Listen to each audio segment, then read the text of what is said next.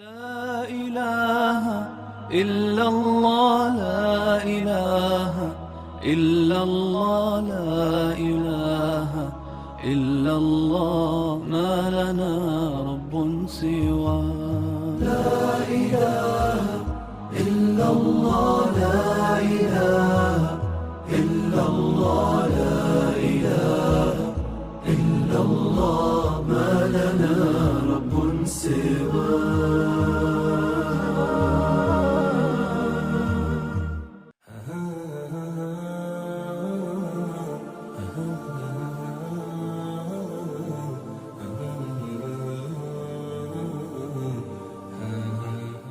बिस्मिल्लाहिर्रहमानिर्रहीम नहमदुहु व नुसल्ली अला रसूलिहिल करीम व अला आलिहि व अस्हाबिहि अजमईन अम्मा बाद।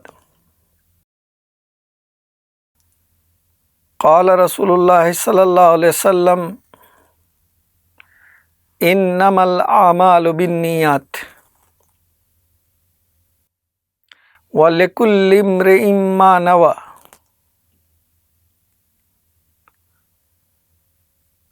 औ कमा क़ाल रसूलुल्लाह सल्लल्लाहु अलैहि वसल्लम। आदरणीय दर्शकबिंद, आज अत्यंत महत्वपूर्ण टॉपिक में कुराकानी करना चाहन्छु। त्यो हो नियत। हाम्रो जुनसुकै कार्य पनि गर्दा त्यो कार्य चाहिँ पूर्ण रूपले नियतमा आधारित हुन्छ।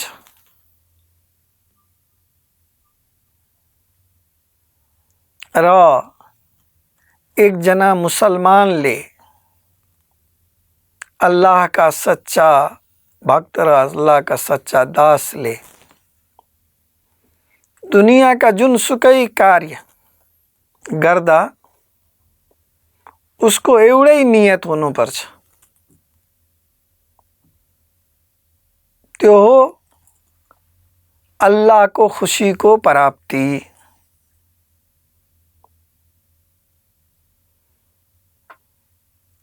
तपाई हामी जुन पनि कार्य गर्न गइरहेका छौं त्यसको कार्यको सम्पन्नता, कार्यको क्वालिटी, कार्यको राम्रो वा नराम्रो हुनु, यो सबै माथि नियतको असर हुन्छ। हामी हदीस पढ्दा के पाउँछौं र यो हदीसलाई प्राय हदीसका ठूला विद्वानहरूले आफ्नो किताबको सुरुवातमा नै राखेका छन्।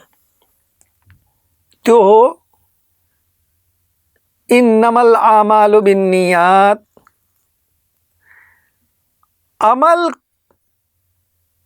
पूर्ण रूपले हाम्रो नियतमा निर्धारित छन्।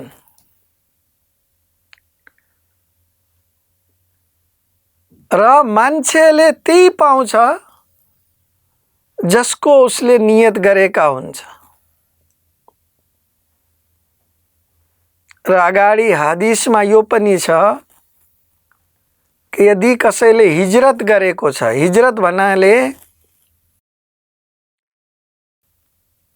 आफ्नो ईमान र आफ्नो धर्म, आफ्नो दीन बचाउनको लागि यदि आफ्नो घरबार छोडेर यस्ता ठाउँतिर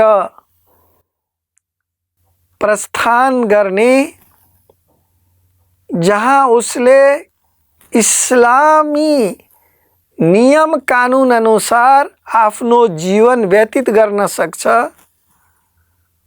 भन्ने यो कार्यलाई हिजरत भन्छ।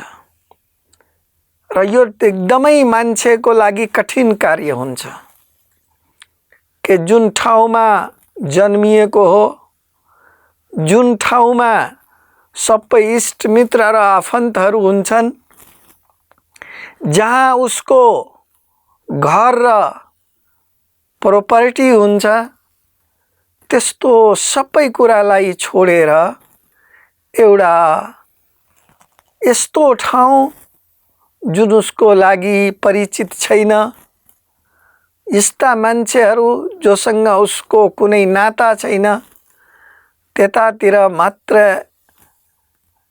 अल्लाहको खुसीको लागि, आफ्नो इमानको सुरक्षाको लागि प्रस्थान गर्छ। तर यो यति ठुलो बलिदानी दिँदा पनि यदि नियत ठीक छैन भने यो कार्य चाहिँ स्वीकार्य अल्लाह कहाँ हुँदैन। त्यसैले अगाडि भनेको छ, यदि कसैले हिजरत गरेको छ, त्यहाँ गएर कुनै महिलासँग विवाह गर्ने या हिजरत गरेको छ कुनै दुनियावी लोभ र लालचमा, त उसले त्यही पाउँछ जसको लागि उसले हिजरत गरेको छ। र हिजरत त्यसको मात्र अल्लाह कहाँ असल र स्वीकार्य हिजरत हुन्छ जसले अल्लाहको खुसीको प्राप्तिको लागि उसले हिजरत गरेको छ। यो जुन इन्नमल आमालु बिन्नियात, अमलको दारो मदार नियतमा छ, यो कुरालाई हामीले मनन गर्दा दुई हिसाबले हामी सोच्न सक्छौं। एउटा, यदि नियत, कुनै काम गर्ने नियत अठोट, यदि सत्य र सच्चा छ भने, कुनै मिसावट र कुनै त्यसमा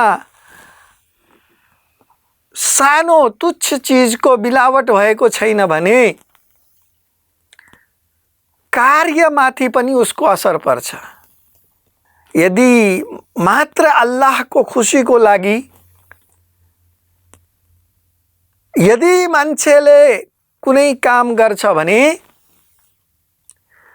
त्यो काममा सुरुदेखि नै उसमा एउटा भित्रैबाट उत्साह आउँछ, किनभने उसलाई आशा हुन्छ कि अल्लाहले यसको राम्रो प्रतिफल दिने हो, अल्लाहले यो कामलाई सफल पार्ने हो।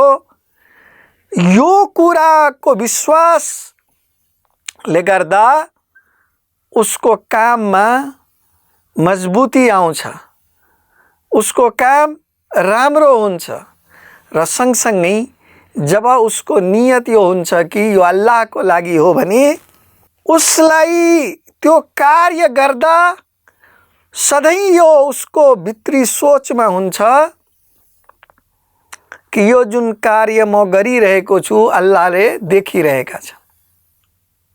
र जब यो कुरा उसको मन मस्तिष्कमा हुन्छ तब त्यो मान्छे त्यो कार्यलाई अझै राम्रो तरिकाले आफ्नो पूर्ण ताकत लगाएर, आफ्नो पुरै सबै उसँग भएको बल र बुद्धि प्रयोग गरेर त्यो कार्यलाई सम्पन्न गर्नको लागि प्रयत्न गर्छ।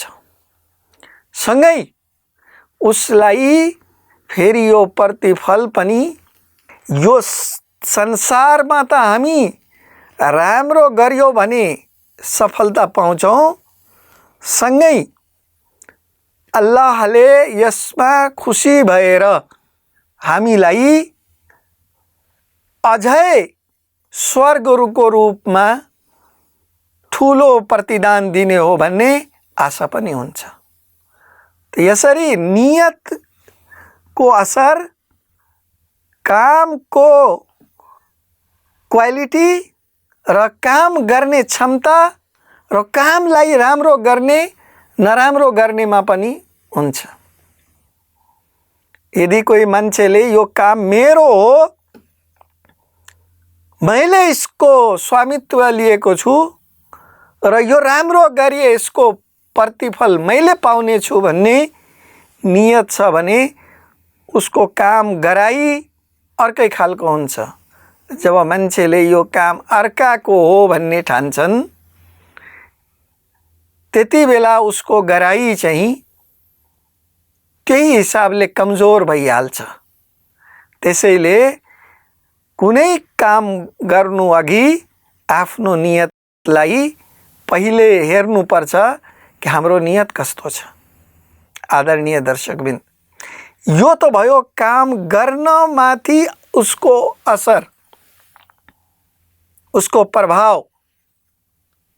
यति मात्र होइन, त्यो नियत कस्तो छ त्यही हिसाबले अल्लाह कहाँ उसको प्रतिफल पनि उसले पाउँछ। एउटा एकदम राम्रो उदाहरण दिएर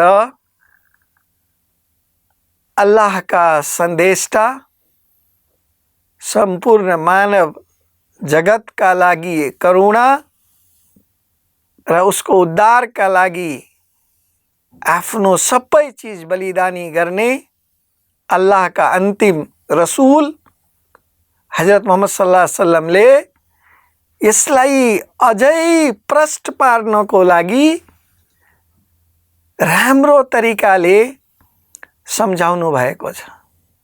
राम्रो तरिकाले यसको एउटा चाहिँ प्र्याक्टिकल्ली शकल दिएर बताउनु भएको छ। यो जुन नरक हो, जुन अल्लाह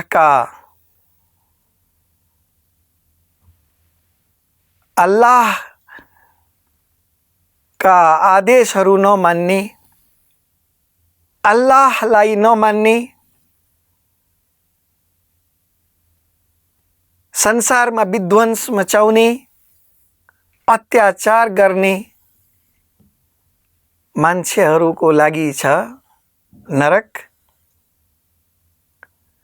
त्यसको बारेमा के आएको छ भने त्यसको आगोलाई कुन मान्छेबाट चाहिँ सल्गाउँछ, तपाईलाई सुनेर अचम्म लाग्छ।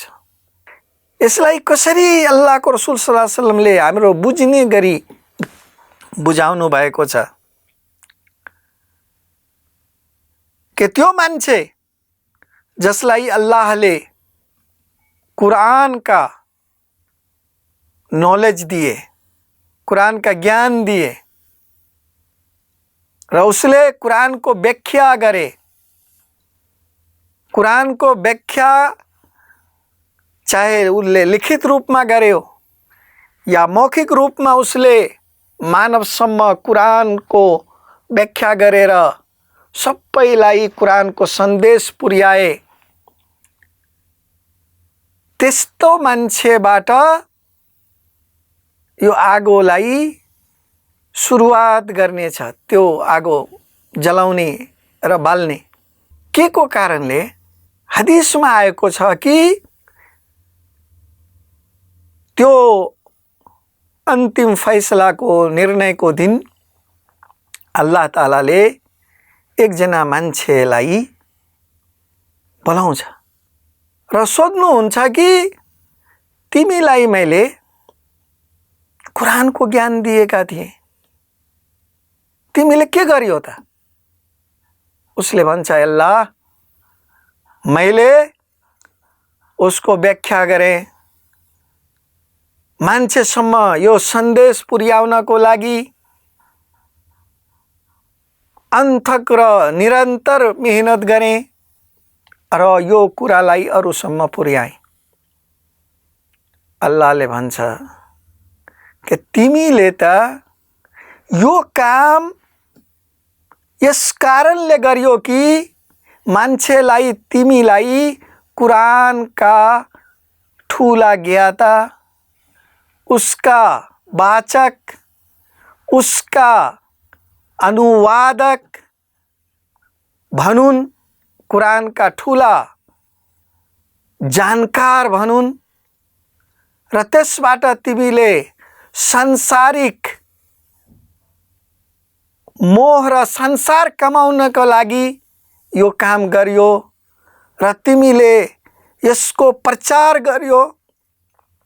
तिमीले मान्छेबाट यो कुराको सुन्न चाह्यो कि मान्छेले तिमीलाई कुरानका ठुला प्रचारक भनुन्, कुरानलाई पुर्याउनेवाला भनुन् र मान्छेले तिमीलाई भन्यो र त्यसबाट हुने सांसारिक लाभ तिमीले कमायो।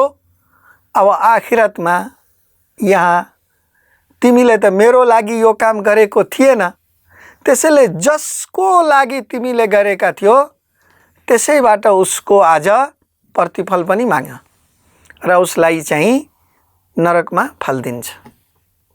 त्यस्तै त्यो मान्छे जसलाई अल्लाहले धन सम्पत्ति दिनुभयो र त्यो मान्छेले मस्जिदहरू बनायो, धेरै गरिब असहायमाथि खर्च गर्यो, धेरै पुण्यका काममा पैसा खर्च गर्नुभयो र कियामतको दिन, त्यो निर्णयको दिन अल्लाहले उहाँलाई सोध्नुहुन्छ, तिमीलाई मैले यति धन सम्पत्ति दिएको थिएँ, तिमीले के गर्यो त?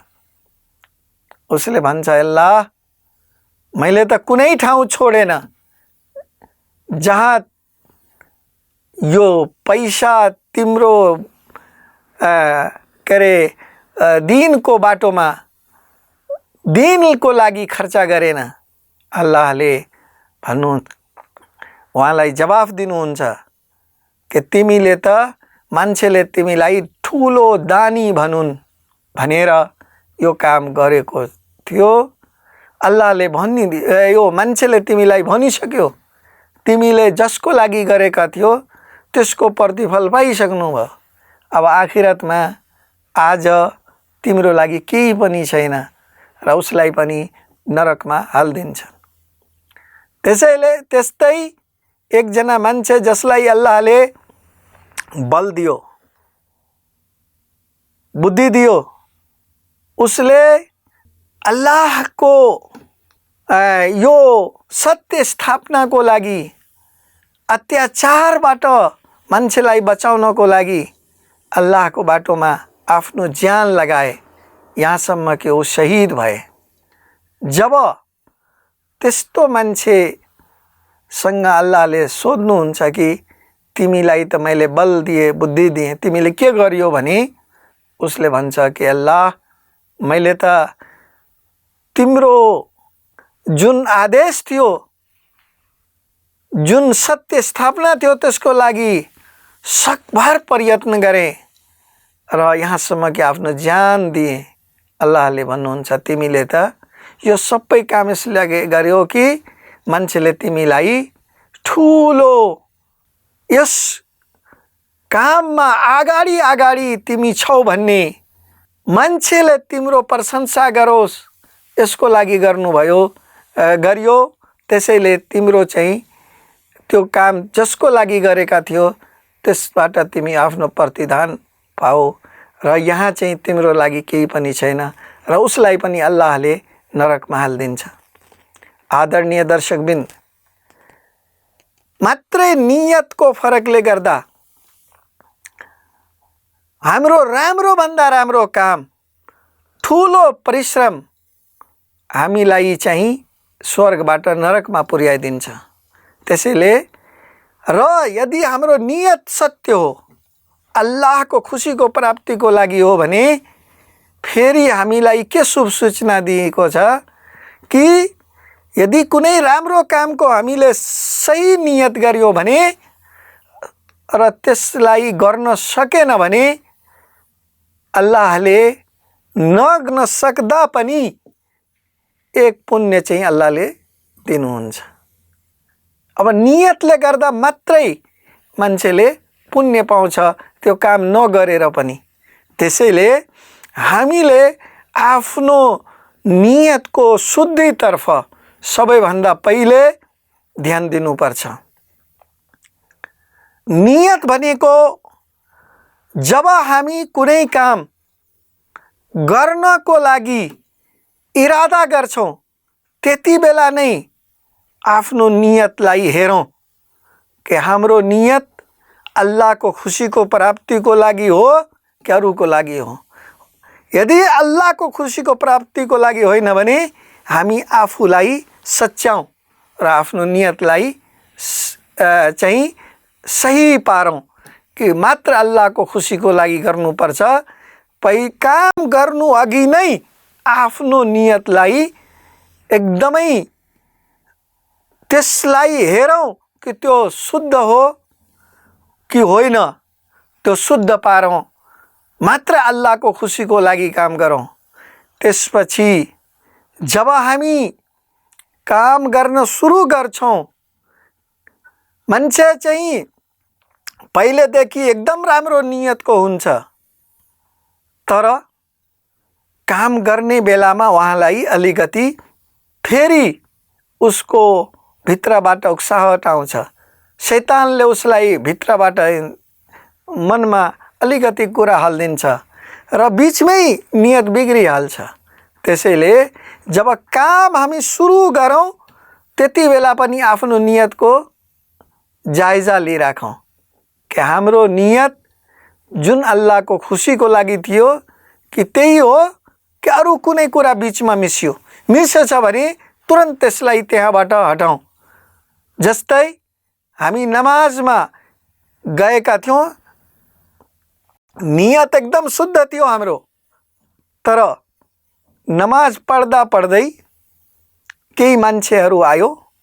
अब हामीले के दिमागमा आयो कि अब मैले अलिकति रुकु र सजदा या क्याम अलि ठुलो पारौँ कि यसले मान्छेमाथि राम्रो असर पार्छ। अनि मान्छेले आएको कारणले हाम्रो चाहिँ कामको बीचमै नियत चाहिँ यताउता भयो। अल्लाहले आफूसँग कसैलाई मिसावट कुनै पनि हालमा स्वीकार्दैन। त्यसैले हामी चाहिँ नमाज पढ्दा या कुनै पनि कार्य गर्दा कहीँबाट पनि अच्छा मान्छेले पनि यस्तो गरोस् देखोस् या कुनै पनि अरू नियत बीचमा आयो भने त्यति बेला नै त्यसलाई चाहिँ हामी खत्म गर्दियौँ र त्यो आफ्नो जायजा लिइराखौँ र जुन काम पनि गर्दा मात्र हामी अल्लाहको खुसीको लागि गर्दैछौँ। यदि कसैले प्रशंसा गरियो भने हामी भित्रबाट खुसी भइहाल्यौँ र कसैले हाम्रो अलिकति पनि हाम्रो माथि केही लान्छा लगाइदियो, कुनै त्यसमाथि प्रश्न खडा गरिदियो भने हाम्रो चित्त दुख्यो। हामीले चाहिँ त्यति बेला नै हामीलाई यो बोध भयो कि यो के हो, मैले यति राम्रो काम गरेँ तर पनि मान्छेले प्रशंसा गर्दैन भने यही नियतको खोट आइहाल्छ। हामीलाई कसैले प्रशंसा गरोस् वा नगरोस्, कसैले हामीलाई त्यसमा कति ठुलो लान्छा लगाओस्, कुनै किसिमको प्रश्न उभ्याओस्, यो सबैबाट हामी चाहिँ पवित्र हुनुपर्छ। कसैले हामीमाथि असर पार्नु हुँदैन कि हामीले चाहिँ अरूले भने र अरूको हिसाबले आफ्नो चाहिँ काममा या हाम्रो भित्रमा कुनै किसिमको उसले असर पारोस्। हामीले एउटै कुरामा ध्यान दिनुपर्छ कि यसबाट अल्लाह खुश हुन्छ कि हुँदैन। मान्छेले कस्तो भनिरहेको छ भनिरहेको छैन त्यसमा चाहिँ हाम्रो, किन जब मान्छेसँग हाम्रो कुनै किसिमको लेनी देनी छैन भने त्यसबाट हामी किन आफूलाई प्रभावित पार्ने। त्यसैले हामीले कसैले हाम्रो लागि के सोचिरहेको छ त्यसमा हामीले चाहिँ त्यसले हाम्रो माथि असर नपारोस्।